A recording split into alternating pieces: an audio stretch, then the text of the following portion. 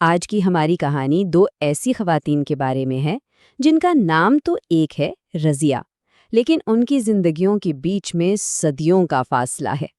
یہ کہانی ہے ہمت کی، طاقت کی اور تاریخ کے ان اوراق کی جنہیں اکثر بھلا دیا جاتا ہے۔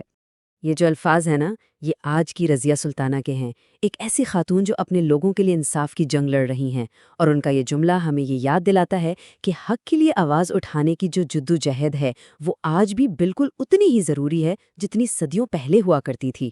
لیکن کیا کبھی کسی نے سوچا ہے کہ آج سے کوئی 800 سال پہلے اسی نام کی ایک اور رضیہ سلطانہ تھیں جو ایک پوری سلطنت پر حکومت کرتی تھیں؟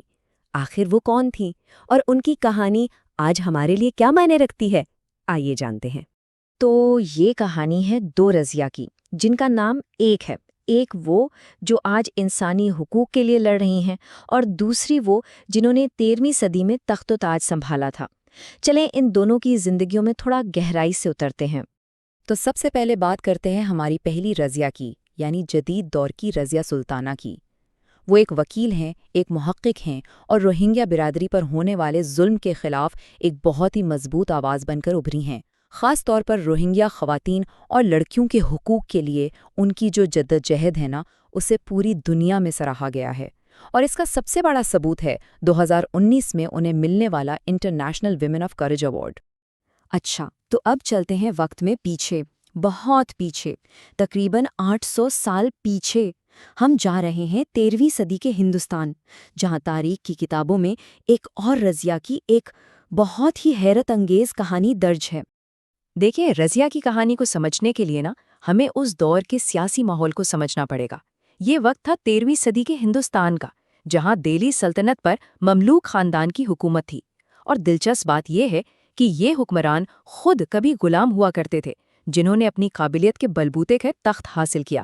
رضیہ کے والد التمش اسی طاقتور خاندان کے سلطان تھے۔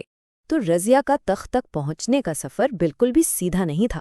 ان کے والد نے تو انہیں اپنا جانشین چنا تھا، جو اس دور کے حساب سے ایک بہت ہی انقلابی قدم تھا۔ لیکن والد کی وفات کے بعد دربار کے امیروں نے روایت کا سہارا لے کر ان کے بھائی کو بادشاہ بنا دیا، مگر وہ بھائی بالکل نااہل نکلا، اور صرف 6 مہینے کے اندر ہی رضیہ نے لوگوں کی مدد سے وہ تخت حاصل کر لیا جو قانونی طور پر انہی کا تھا۔ ذرا ایک لمحے کے لیے سوچئے، 13ویں صدی ہے اور ایک سلطان اپنے بیٹوں کو چھوڑ کر اپنی بیٹی کو اپنا جانشین بنا رہا ہے۔ کیوں؟ کیونکہ التمش یہ بات سمجھ گئے تھے کہ ان کے بیٹے تو صرف عیش و عشرت میں ڈوبے ہوئے ہیں، جبکہ حکومت کرنے کی جو اصل صلاحیت ہے وہ صرف اور صرف رضیہ میں ہے۔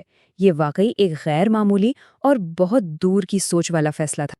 اچھا، تو رضیہ تخت پر تو بیٹھ گئیں، لیکن سوال یہ ہے کہ مردوں سے بھرے اس دربار میں انہوں نے اپنی طاقت اور اپنے اختیار کو منوایا کیسے؟ رضیہ نے سب سے پہلے تو الفاظ کی طاقت کو استعمال کیا۔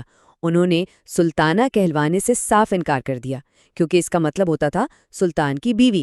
انہوں نے اصرار کیا کہ انہیں سلطان کہا جائے، یعنی ایک خود مختار حکمران۔ اور یہ صرف نام کی تبدیلی نہیں تھی، یہ اپنے اختیار کا ایک کھلا اعلان تھا۔ اور ان کا یہ دعویٰ صرف باتوں تک ہی نہیں رہا، انہوں نے اپنے نام کے سکے بھی جاری کروائے، جن پر انہیں عورتوں کا ستون اور وقت کی ملکہ جیسے القابات دیے گئے۔ یہ سکے ان کی حکومت کا ایک ٹھوس ثبوت تھے جو پوری سلطنت میں گھومتے تھے۔ دیکھیے، رضیہ نے صرف اپنا لقب نہیں بدلا، انہوں نے تو حکومت کرنے کا پورا طریقہ ہی بدل دیا۔ انہوں نے پردہ چھوڑ دیا، مرد حکمرانوں جیسا لباس پہننا شروع کیا اور ہاتھی پر بیٹھ کر خود اپنی فوج کی قیادت کی۔ وہ ایک نڈر جنگجو تو تھی ہی، ساتھ میں ایک بہترین منتظم بھی تھیں۔ انہوں نے اپنی سلطنت میں اسکول بنائے، لائبریریاں قائم کی اور تجارت کو بھی بہت فروغ دیا۔